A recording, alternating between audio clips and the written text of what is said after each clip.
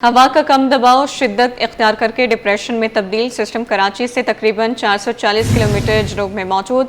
कराची में आज हल्की से दरमियानी शिद्दत की हवा, आंधी और बारिश का इम्कान है। माहीगीर 3 अक्टूबर तक गहरे समंदर में जाने से गुरेज करें। वार्निंग जारी कर दी गई है। पारा 25 से 37 के दरमियान रहने का इम्कान है। हवा में नमी का तनासुब 50% से जायद रिकॉर्ड किया गया है। मौसम के हवाले से मजीद अपडेट जानेंगे रिमशा इस्माइल से। जी रिमशा, अपडेट कीजिएगा। आज बिल्कुल शहर कायद के मौसम की बात करें तो सूरज और बादलों की आंख मचोली का सिलसिला जो है जारी है। मौसम इस वक्त गर्म और मरतूब है। महकमा मौसमियात के मुताबिक इम्कान ये कि हवा का कम दबाव जो है इस वक्त जो है वो शिद्दत इख्तियार कर डिप्रेशन में तब्दील तो हो चुका है, जिसके बाइस इम्कान ये कि कराची में जो है वो आज हल्की बारिश और जो है बूंदाबांदी हो सकती है। इसके साथ साथ अगर हम बात करें इस वक्त शहर के दर्जा हरारत की, तो इस वक्त शहर का मौजूदा दर्जा हरारत जो है वो 34 डिग्री है। गर्मी की शिद्दत इस वक्त 36 डिग्री तक महसूस की जा रही है। इम्कान ये कि कराची का आज ज़्यादा से ज़्यादा दर्जा हरारत जो है वो 36 से 37 डिग्री तक रिकॉर्ड किया जा सकता है, जबकि कम से कम दर्जा हरारत जो है वो 25 से 27 डिग्री के दरमियान रहने का इम्कान है। इसके साथ साथ अगर हम बात कर लें हवाओं की, तो हवाएं जो इस वक्त शहर में शुमाल मशरिक से 15 किलोमीटर फ़ी घंटे की रफ्तार से चल रही हैं, जबकि हवा में नमी का जो तनासुब है वो जो है वो इस वक्त 50% से ज़ायद है। अगर हम बात कर लें इस वक्त सिस्टम की, तो सिस्टम जो है इस वक्त कराची से 440 किलोमीटर दूर है, जिसके बाइस कराची में इम्कान ये कि 2 रोज़ में हल्की बारिश और बूंदाबांदी हो सकती है। जी, हवा का कम दबाव शिद्दत इख्तियार करके डिप्रेशन में तब्दील। सिस्टम कराची से तकरीबन 440 किलोमीटर जनूब में मौजूद है। कराची में आज हल्की से दरमियानी शिद्दत की हवा, आंधी और बारिश का इम्कान है। माहीगीर 3 अक्टूबर तक गहरे समंदर में जाने से गुरेज करें। वार्निंग जारी कर दी गई है। पारा 25 से 37 के दरमियान रहने का इम्कान है। हवा में नमी का तनासुब 50% से ज़ायद रिकॉर्ड किया गया है। सिस्टम कराची से तकरीबन 440 किलोमीटर जनूब में मौजूद है। कराची में आज हल्की से दरमियानी शिद्दत की हवा, आंधी और बारिश का इम्कान जाहिर किया गया है। इस पर बात करने के लिए हमें ज्वाइन किया है चीफ मेट्रोलॉजिस्ट अमीर हैदर ने। सर, आपके वक्त का बहुत शुक्रिया। कहिएगा कि आने वाले 24 घंटों के लिए कराची वालों का मौसम, कराची का मौसम कैसा रहेगा? जी बिल्कुल, देखिए इंशाल्लाह टेम्परेचर 30 से 34 डिग्री तक हो सकता है। और दूसरी बात ये है कि हल्की फुल्की बारिश हो सकती है हमारे कोस्टल बेल्ट जो भी सिंध का है, और उसमें कराची खसूसन वहाँ भी हो सकती है। ये क्योंकि अब ये डिप्रेशन का सूरत इख्तियार कर चुका है और ये तकरीबन 2 दिन तक समंदर में रहेगा और फिर ओमान की तरफ मूव करने की उम्मीद है। तो इंशाल्लाह नॉर्मल सिचुएशन में आ जाएगा कराची का वेदर। अच्छा सर, ये भी बताइएगा कि आने वाले दिनों में हीट वेव का खतरा बरकरार है या मौसम कुछ तब्दील हो सकता है? देखिए, आने वाले अक्टूबर हमेशा से जो है ना सेकंड हाईएस्ट टेम्परेचर का मंथ होता है फॉर एवर, यानी हिस्ट्री जो है उसकी है। और ये जो है वो क्योंकि सिस्टम जो है वो ड्रिफ्ट हो रहा होता है ईस्टर्ली मानसून के बाद वेस्टर्ली विंड्स जो आती हैं, सर्दियां जिसे कहते हैं आप, तो ये एक ट्रांजिट पीरियड होता है बीच में, जो यानी खला का टाइम होता है। उसकी वजह से ये गर्मी पैदा होती है कराची में और ये हमेशा से होती आ रही है।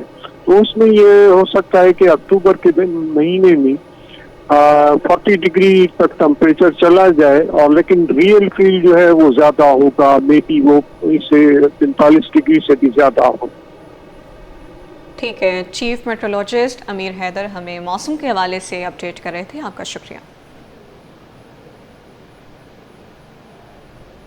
अदालत में पेशी के दौरान ड्रामाई मनाज़िर, बच्ची को शौहर के साथ जाने की इजाज़त, कमरे अदालत में हंगामा आराई, अहले खाना का शोर शराबा। अहले खाना ने पुलिस की कस्टडी से बच्ची को छुड़ा लिया। कोटरी की 12 साल बच्ची का अगवा और जबरी शादी का मामला संगीन रुख इख्तियार कर गया। निकाहनामे में बच्ची की उम्र 19 साल दर्ज, असल उम्र सिर्फ 12 साल।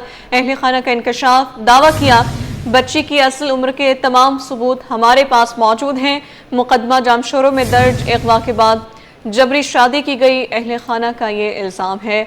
आपको बताएं कि अदालत में पेशी के दौरान ड्रामाई मनाज़िर सामने आए हैं। बच्ची को शौहर के साथ जाने की इजाज़त, कमरा अदालत में हंगामा आराई, अहले खाना का शोर शराबा। अहले खाना ने पुलिस की कस्टडी से बच्ची को छुड़ा लिया। कोटरी की 12 साल बच्ची का अगवा और जबरी शादी का मामला संगीन सूरत हाल इख्तियार कर गया। निकाहनामे में बच्ची की उम्र 19 साल दर्ज है, असल उम्र सिर्फ 12 साल। अहले खाना का इंकशाफ, दावा किया बच्ची की असल उम्र के तमाम सबूत हमारे पास मौजूद हैं। मुकदमा जामशोरों में दर्ज। अगवा के बाद जबरी शादी की गई, अहले खाना का इल्ज़ाम। आपको बता रहे हैं बच्ची को शौहर के साथ जाने की इजाज़त। कमरा अदालत में हंगामा आराई, कोटरी की 12 साल बच्ची का अगवा और जबरी शादी का ये मामला है जो कि संगीन रुख इख्तियार कर गया है। निकाहनामे में बच्ची की उम्र 19 साल दर्ज है जबकि असल उम्र सिर्फ 12 साल है। अहले खाना का इंकशाफ, दावा किया कि बच्ची की असल उम्र के तमाम सबूत हमारे पास मौजूद हैं। मुकदमा जामशोरों में दर्ज है।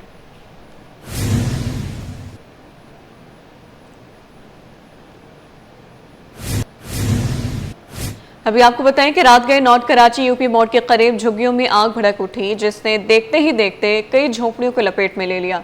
रेस्क्यू 1112 की बरवक्त कार्रवाई ने बड़ी तबाही को टाल दिया, ताहम दर्जनों खानदान बेघर हो गए। तफसीलात इस रिपोर्ट में। घरेलू झगड़ा दर्जनों खानदानों के लिए अलमिया बन गया। झुग्गियों में लगी आग ने 30 घर उजाड़ दिए। रात 3 बजे नॉर्थ कराची यूपी मोड़ के करीब झुग्गियों में अचानक आग भड़क उठी।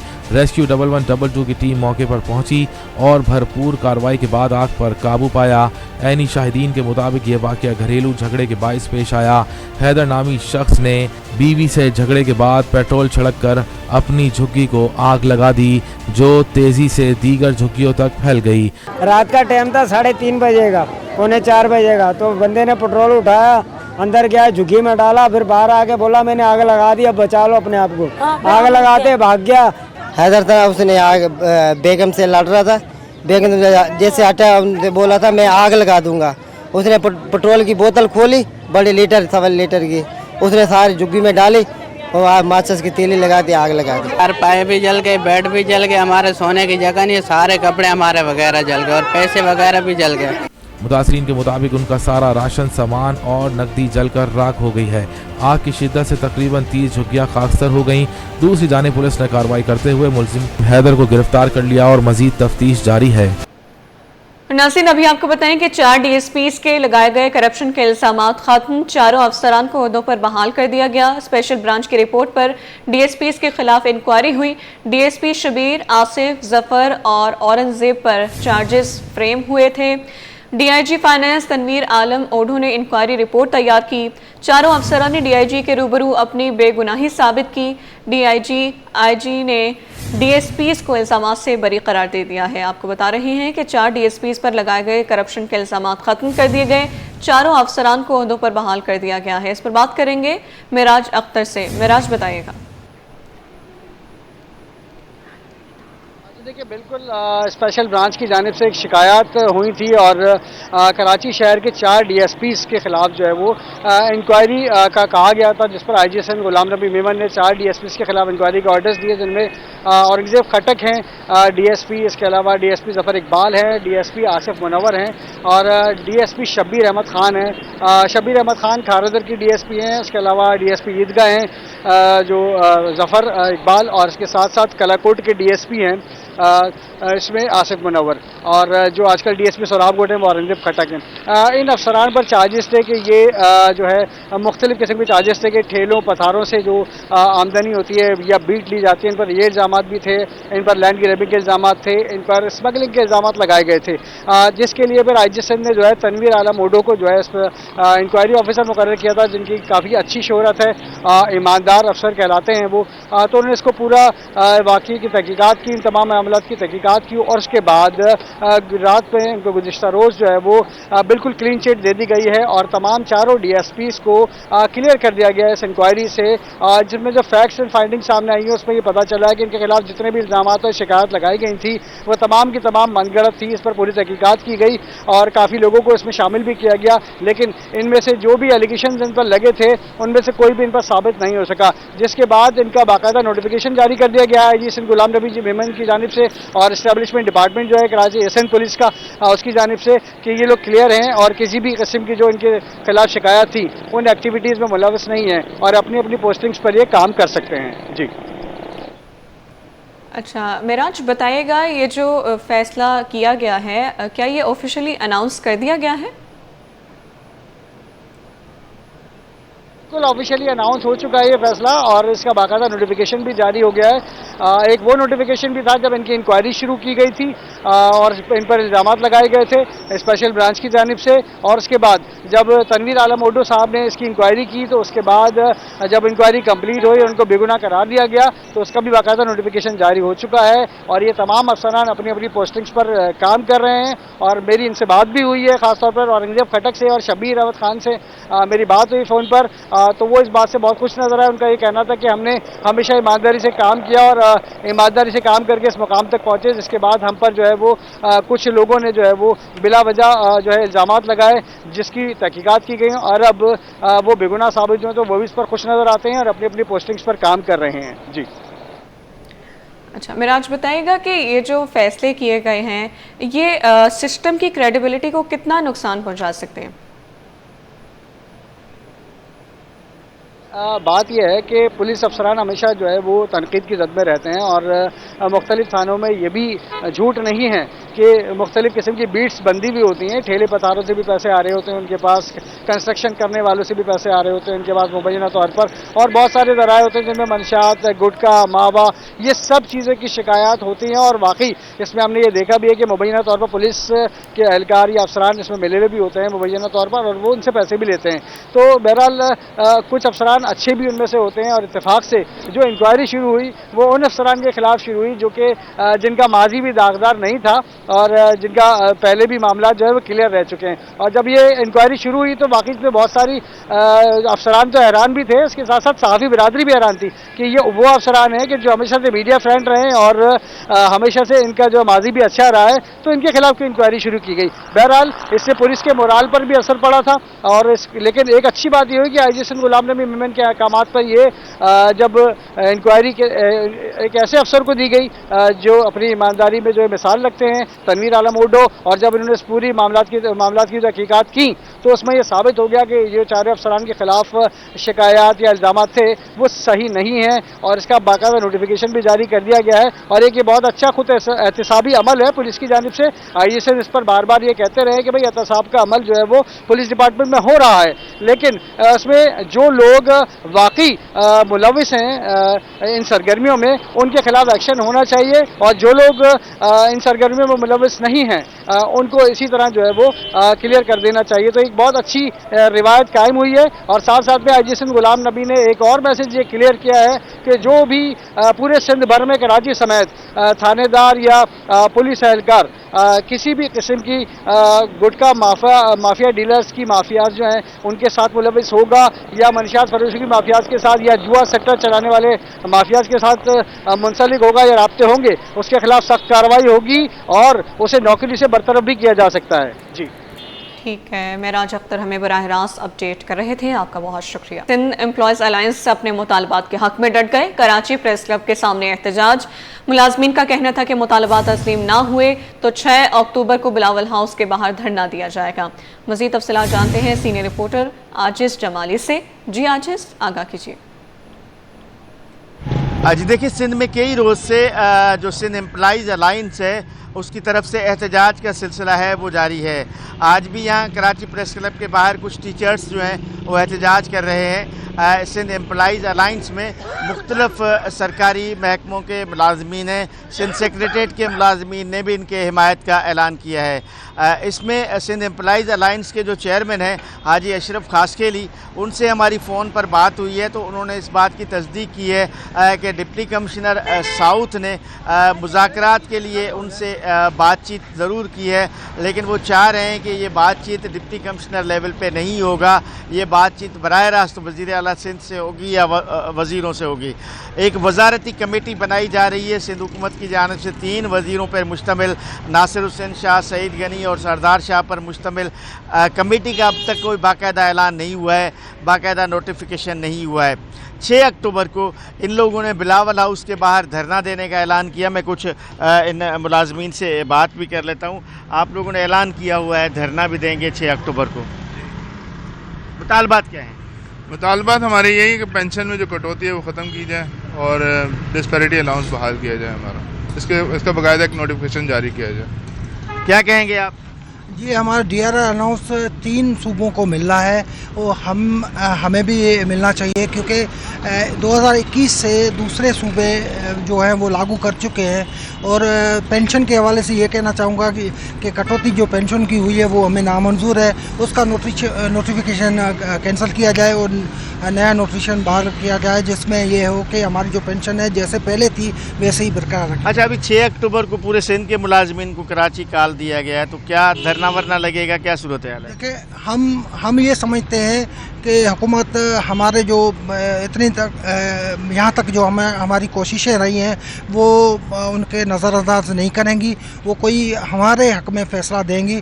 अदरवाइज़ हम जो 6 अक्टूबर हमारी जो सरबराह हैं उन्होंने फ़ैसला किया है कि हम बिलावल हाउस के बाहर जाएंगे और हमारा ऐसा रिकॉर्ड कराएंगे, और ये जो ऐसा रहेगा ये सारे मुतालबे जब तक माने नहीं जाएंगे तब तक बरकरार रहेगा। बिल्कुल जी, 6 अक्टूबर को इनका धरना होगा बिलावल हाउस के बाहर और बता रहे हैं उम्मीद तो यही है कि हुकूमत तब तक मुतालबात के हल के लिए कोई रास्ता निकालेगी, वरना अगर 6 अक्टूबर को बिलावल हाउस के बाहर धरना लगा तो फिर वो तब तक ख़त्म नहीं होगा जब तक इनके मुतालबात तस्लीम नहीं किए जाएंगे। मुतालबात में एक बार फिर दोहरा देता हूँ, डिस्पैरिटी अलाउंस की ये बात कर रहे हैं, पेंशन में कटौती के ख़िलाफ़ ये बात कर रहे हैं, ये लाइफ इंश्योरेंस देने की बात कर रहे हैं। 5 नुकाती इनका चार्टर ऑफ डिमांड है जो हुकूमत को पेश किया गया है। जी, निजी होटल में शलवार कमीज में मलबूस शहरी को सर्विस फराहम न करने का केस, कंज्यूमर कोर्ट जुनूबी ने दरख्वास्त काबिल समाअत करार दे दी जब शवाहिद तलब कर लिए गए। अदालत ने होटल के वकला की जानिब से दायर करदा एतराज़ मुस्तरद कर दिए हैं। अपडेट करें आपको, निजी होटल में शलवार कमीज में मलबूस शहरी को सर्विस फराहम न करने का केस, कंज्यूमर कोर्ट जुनूबी ने दरख्वास्त काबिल समाअत करार दे दी, शवाहिद तलब कर लिए गए हैं। अदालत ने होटल के वकला की जानिब से दायर करदा एतराज़ मुस्तरद कर दिए हैं। इस हवाले से तफसीलात जानेंगे जवाद आसिफ से। जवाद से रब्ता बहाल करने की कोशिश करेंगे। अभी आपको बता रहे हैं कि निजी होटल में शलवार कमीज़ में मलबूस शहरी को सर्विस फराहम न करने का केस है। कंज्यूमर कोर्ट जुनूबी ने दरख्वास्त काबिल समाअत करार दे दी है, जबकि शवाहिद तलब कर लिए गए हैं। अदालत ने होटल के वकला की जानिब से दायर करदा एतराज़ मुस्तरद कर दिए हैं। निजी होटल में शलवार कमीज़ में मलबूस शहरी को सर्विस फराहम ना करने का केस है। आपको बता रहे हैं कि कंज्यूमर कोर्ट जुनूबी ने दरख्वास्त काबिल समाअत करार दे दी है। अदालत ने होटल के वकला की जानिब से दायर करदा एतराज़ मुस्तरद कर दिए हैं। आपको अपडेट कर रहे हैं कि शवाहिद तलब कर लिए गए हैं। कंज्यूमर कोर्ट जुनूबी ने दरख्वास्त काबिल समाअत करार दे दी है। अदालत ने होटल के वकला की जानिब से दायर करदा एतराज़ मुस्तरद कर दिए हैं। निजी होटल में शलवार कमीज में मलबूस शहरी को सर्विस फराहम ना करने का केस।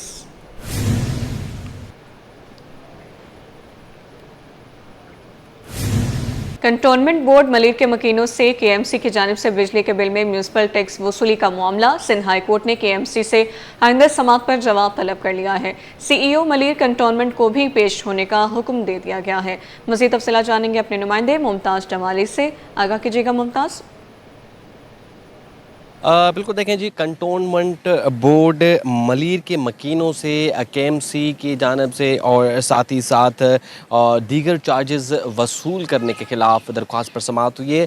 ये दरख्वास्त वहाँ के मकीनों की जानिब से दायर की गई, जिसमें उनका ये मौक़िफ़ है कि कंटोनमेंट मलिर के बोर्ड के मकीनों से KMC जो है बिजली के बिलों में म्यूनसिपल टैक्स वसूल कर रहा है। साथ ही साथ एक तरफ KMC वसूल कर रहा है, दूसरी तरफ जो है कंटोनमेंट बोर्ड जो है टैक्स वसूल कर रहा है। 2 टैक्सेस जो हैं बेवक्त वसूल की जा रहे हैं, जो कि खिलाफ कानून है। इस पर अदालत ने आज जो है वो CEO मलिर कंटोनमेंट बोर्ड समेत KMC और दीगर से जवाब जो है वो तलब कर लिया है। आइंदा समाअत पर 3 हफ्तों के अंदर जो है जवाब तलब किया है। इसमें जो दरख्वास्त गुजार वकील का मौक़िफ़ है कि मलिर कंटोनमेंट बोर्ड पहले ही जो है वो दीगर टैक्सेस जो है वसूल कर रहा है, जबकि साथ ही साथ के से म्यूनसिपल टैक्स जो है बिजली के बिलों में वसूल किए जा रहे हैं, जो कि खिलाफ कानून है। जी,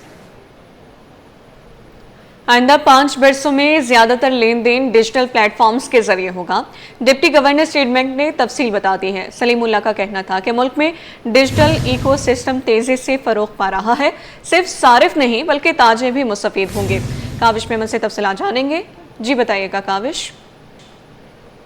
जी बिल्कुल, देखिए कैशलेस इकोनॉमी की जानिब सफ़र गामज़न है। इस हवाले से देख रहे हैं स्टेट बैंक ऑफ पाकिस्तान भी मुतहरिक है और आज इस हवाले से एक इवेंट भी मुनक्किद किया गया। मेरे साथ deputy governor state bank Salimullah मौजूद हैं, उनसे जानते हैं। बताइएगा 2030 तक का टारगेट रखा गया है, अब तक की क्या अचीवमेंट्स हैं? अब तक की बहुत अच्छी अचीवमेंट है। हमने एक स्क्रैच से क्या कहना शुरू किया 5-6 years back and now 88% of the transactions जो हो रही हैं वो डिजिटल प्लेटफॉर्म से हो रही हैं इन टर्म्स ऑफ वॉल्यूम्स। और हमारा एम ये है कि इंशाल्लाह इसको अगले 3 से 5 साल में 100% पर लेकर जाना है। इन टर्म्स ऑफ वैल्यू अभी हम देखते हैं तो 29 to 30% डिजिटल पेमेंट्स हो रही हैं, 70% अभी भी पेपर बेस्ड ट्रांजेक्शंस हैं। तो एम यही है इंशाल्लाह कि हमने एक कैशलेस पाकिस्तान और कैशलेस इकॉनमी की तरफ मूव करना है। And we are very hopeful के जिस तरह की हमने अभी तक की अचीवमेंट्स की हैं, we are on track and इंशाल्लाह with the kind of support that we are getting, government की तरफ से भी सपोर्ट है, स्टेक होल्डर्स भी ऑन बोर्ड है, स्टेट बैंक का अपना जो स्ट्रेटजिक प्लान और स्ट्रेटजिक विजन है ये it is all are fully aligned कि हमने एक डिजिटल पाकिस्तान और कैशलेस पाकिस्तान अचीव करना है। और उसके लिए सबसे बड़ा जो हमारा थ्रस्ट है कि वो कंज्यूमर के लिए, कस्टमर के लिए एफिशिएंसी, आसानी और कन्वीनियंस में पैदा करना है। डिप्टी गवर्नर स्टेट बैंक इस वक्त हमारे साथ मौजूद है। उनका कहना है कि पेपरलेस इकोनॉमी के लिए काम कर रहे हैं। इस हवाले से हुकूमत भी मुकम्मल ताउन कर रही है और स्टेट बैंक ऑफ पाकिस्तान के सिलसिले में क्या आने वाले 3 वर्षों में जो अचीवमेंट्स हैं, जो टारगेट रखे गए वो हासिल कर लेंगे। जी अभी आपको बताएं कि पाकिस्तान रेलवे का मालगाड़ियों और बोगियों की निजकारी का फैसला, लगेज और brake vans cargo trains private शोबे को आउटसोर्स करने का मंसूबा, प्राइवेट कंपनियों के लिए बिड्स जमा कराने की आज आखिरी तारीख, प्री क्वालिफिकेशन के लिए मुख्तलिफ फर्मों से बिड्स तलब की गई हैं। अपडेट करें आपको। लगेज और brake vans cargo trains private शोबे को आउटसोर्स करने का मंसूबा, प्राइवेट कंपनियों के लिए बिड्स जमा कराने की आज आखिरी तारीख है। तफसीलात जानेंगे सईद अहमद सईद से। जी सईद, अपडेट कीजिए। जी बिल्कुल, पाकिस्तान रेलवे का मुसाफिर ट्रेनों के बाद अब मालगाड़ियों और बोगियों को जो है प्राइवेट करने का ये मंसूबा है कि इसमें 20 ब्रेक वैनें हैं, जबकि 8 लगेज वैनों समेत 2 कार्गो एक्सप्रेस ट्रेन है वो शामिल है जिनको आउटसोर्स है वो किया जाएगा, जबकि 12 ट्रेनों की 20 ब्रेक वैनों को प्राइवेट शोबे के सपुर्द है वो किया जाना है। जबकि इसके साथ ही 7 ट्रेनों की जो 8 लगेज वैनें हैं वो भी प्राइवेट की जाएंगी। जबकि कराची से लाहौर और कराची से मुल्तान फैसलाबाद के दरमियान चलने वाली जो प्राइवेट ट्रेन है, कार्गो ट्रेन है, उसको भी प्राइवेट करने का मंसूबा है। उस वाले से बिड्स हैं वो तलब की गई थी।